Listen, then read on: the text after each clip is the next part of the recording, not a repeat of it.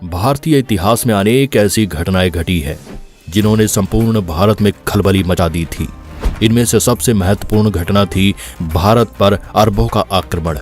मोहम्मद बिन कासिम वो मुस्लिम आक्रमणकारी था जिसने 712 ईस्वी में भारत पर आक्रमण किया और सिंध प्रांत को जीत लिया। आज हम आपको यही बताने की कोशिश करेंगे कि अरबों ने किस तरह भारत पर पहला आक्रमण किया और फिर यहीं अपने पैर पसार लिए। साथ ही हम यह भी जानेंगे कि इस्लाम धर्म का उदय कैसे हुआ था। इस्लाम धर्म का उदय। सबसे पहले हम ये जान लेते हैं कि इस्लाम धर्म की नींव कैसे पड़ी। बताते हैं कि अरब के लोग कबीलों में रहते हैं और ये खाना बदोश जीवन व्यतीत करते थे। प्रत्येक कबीले के अपने देवी देवता थे जिन्हें ये लोग पूजते थे। इन कबीलों का नेतृत्व एक शेख के द्वारा होता था जिसका चयन कुछ हद तक पारिवारिक संबंधों के आधार पर होता था, लेकिन ज्यादातर बुद्धिमत्ता, व्यक्तिगत साहस और उदारता के आधार पर किया जाता था। 6ठी शताब्दी के आते आते इन कबीलों ने व्यापार को अपना पेशा बनाया और इसका सबसे ज्यादा प्रभाव पश्चिमी अरब के मध्य भाग में देखने को मिला जिसे हिजाज कहते हैं। आपको बता दें कि इस्लाम उदय के 2 प्रमुख स्थान मक्का और मदीना इसी इलाके में आते हैं। बाद में कुछ लोगों ने शहरों की ओर पलायन किया। ये लोग खेती और व्यापार करके अपना जीवन व्यतीत करने लगे। मक्का सबसे महत्वपूर्ण व्यापारिक केंद्र होने के साथ साथ एक मुख्य धार्मिक स्थल भी था। इस्लाम धर्म का जन्म 7वीं सदी में अरब देश में हुआ और इस धर्म के संस्थापक और प्रवर्तक हजरत मोहम्मद साहब थे। 612 ईस्वी के आसपास उन्होंने स्वयं को खुदा यानी अल्लाह का दूत बताया और अल्लाह के द्वारा बताए गए मार्ग को लोगों के सामने रखा। बताते हैं कि मोहम्मद साहब ने 15 वर्षों तक एक गुफा में रहकर चिंतन एवं मनन किया और उसके बाद उन्हें अल्लाह के दर्शन हुए। उन्होंने खादिजा नामक एक 45 वर्षीय धनी विधवा महिला के साथ धर्म प्रचार का काम करना प्रारंभ किया। कहते हैं कि यह महिला विश्व की पहली ऐसी महिला थी जिसने मोहम्मद साहब के नवीन इस्लाम धर्म को स्वीकार किया। बाद में मोहम्मद साहब ने खादिजा से विवाह कर लिया था। इस्लाम की स्थापना के बाद मोहम्मद साहब ने सारा जीवन खुदा के संदेशों और इस्लाम का प्रचार करने में लगाया। जिस समय मोहम्मद साहब ने इस्लाम धर्म की नींव रखी उससे पहले अरब के लोग प्राचीन अरबी धर्म का पालन करते थे। मक्का में कोई स्थायी राज्य या शासन नहीं था। यहाँ के लोगों में नशा करने और जुआ खेलने की बुरी आदतें थी। वैवाहिक संबंधों में भी स्थायित्व नहीं था और बेहुदे वाद प्रचलित था। मोहम्मद साहब ने अरब में प्रचलित अंधविश्वास और 300 से अधिक देवी देवताओं की मूर्ति पूजा की घोर निंदा की। ये मूर्तियां या चिन्ह काबा में रखे हुए थे। उन्होंने कहा कि हमें सिर्फ अल्लाह की आराधना करनी चाहिए। इस्लाम के शुरुआती समय में मोहम्मद साहब का मक्का और उसके इबादत गाह पर कब्जा था।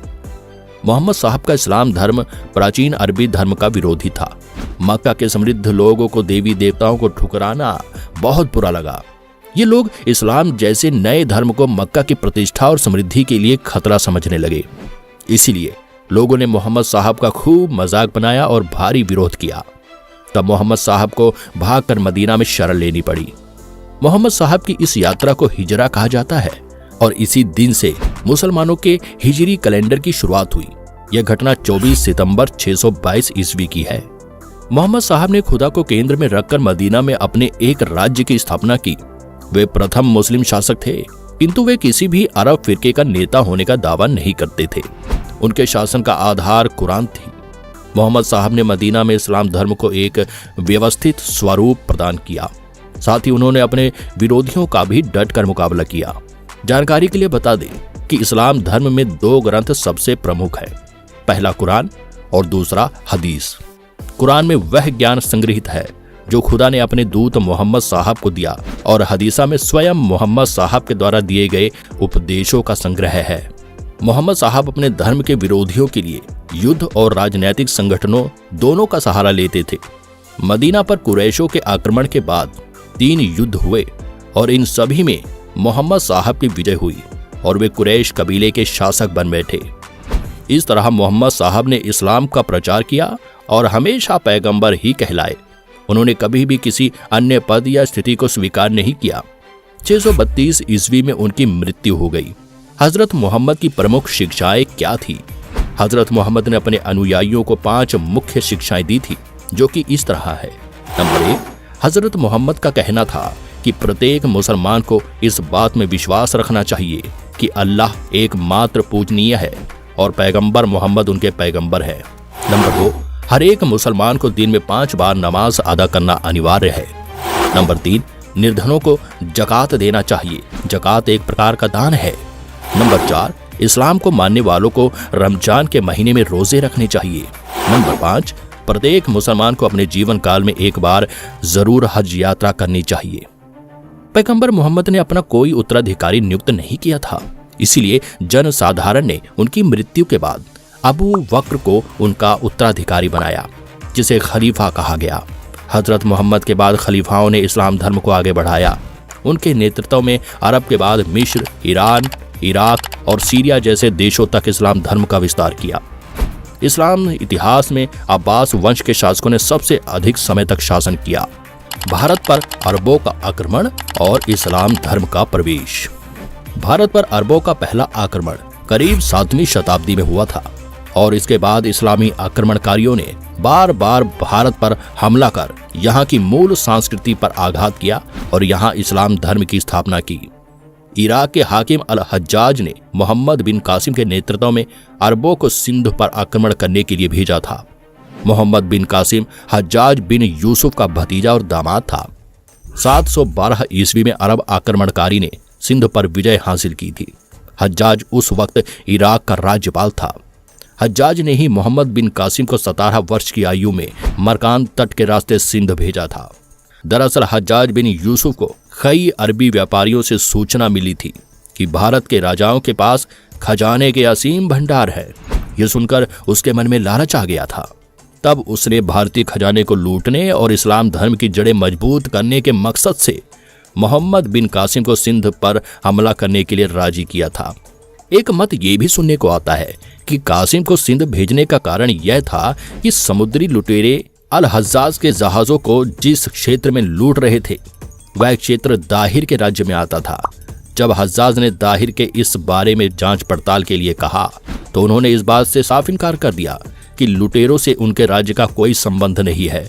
अल हज्जाज ने दाहिर से अपने लूटे गए जहाजों के बदले जुर्माने की मांग की थी, मगर दाहिर ने असमर्थता जताते हुए कहा कि उनका उन लुटेरों पर कोई नियंत्रण नहीं है।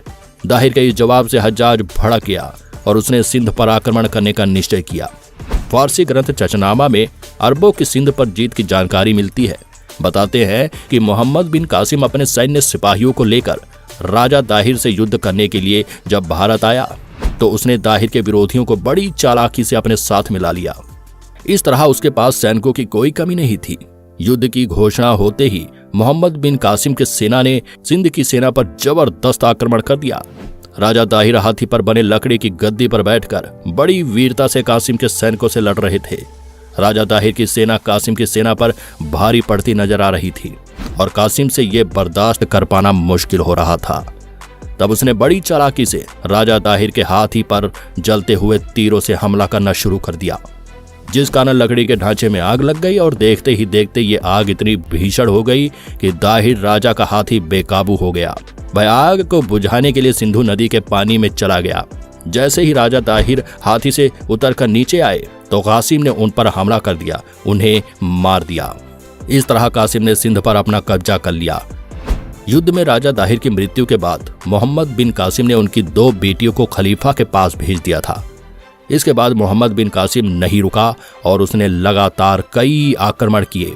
उसने अपने नेतृत्व में जितने भी अभियान चलाए उन सभी में लगभग उसे विजय प्राप्त हुई, जिनमें से कुछ इस तरह है। ब्राह्मणवाद पर अधिकार। ब्राह्मणवाद की सुरक्षा का दायित्व दाहिर के बेटे जयसिंह के ऊपर था। उसने कासिम के आक्रमण का बहादुरी के साथ सामना किया, लेकिन कुछ लोगों के विश्वासघात के कारण वह पराजित हो गया। ब्राह्मणवाद पर कासिम ने अपना अधिकार स्थापित कर लिया। आलोर विजय। ब्राह्मणवाद पर अधिकार के बाद कासिम आलोर पहुंचा। शुरुआत में आलोर के निवासियों ने कासिम का सामना किया, लेकिन अंत में उसकी ताकत की वजह से विवश होकर आत्मसमर्पण करना पड़ा। मुल्तान विजय। आलोर पर विजय प्राप्त करने के बाद कासिम ने मुल्तान की ओर रुख किया। यहाँ पर आंतरिक कलह के कारण विश्वासघातियों ने कासिम की सहायता की। उन्होंने नगर के जल स्रोतों की जानकारी अरबों को दे दी, जहां से दुर्ग निवासियों को जल की आपूर्ति की जाती थी। बाद में दुर्ग के सैनिकों ने आत्मसमर्पण कर दिया और कासिम का नगर पर अधिकार हो गया। इस नगर में मीर कासिम को इतना धन मिला कि उसने इसे स्वर्ण नगर नाम दिया। इस तरह अरबों यानी मुस्लिम आक्रमणकारियों ने भारत पर अपना पहला आक्रमण कर यहाँ धीरे धीरे अपने पैर जमाने शुरू कर दिए थे। उन्होंने भारतीय धर्म व संस्कृति को तहस नहस करने में कोई कसर नहीं छोड़ी। उम्मीद करते हैं आपको इस जानकारी से काफी कुछ समझने को मिला होगा और नया सीखने को भी मिला होगा। अगर आप चैनल पर नए हैं तो चैनल को सब्सक्राइब करके बेल आइकन जरूर प्रेस करें, ताकि हमारी आने वाली वीडियो की नोटिफिकेशन आपको सबसे पहले मिले। Thanks for watching.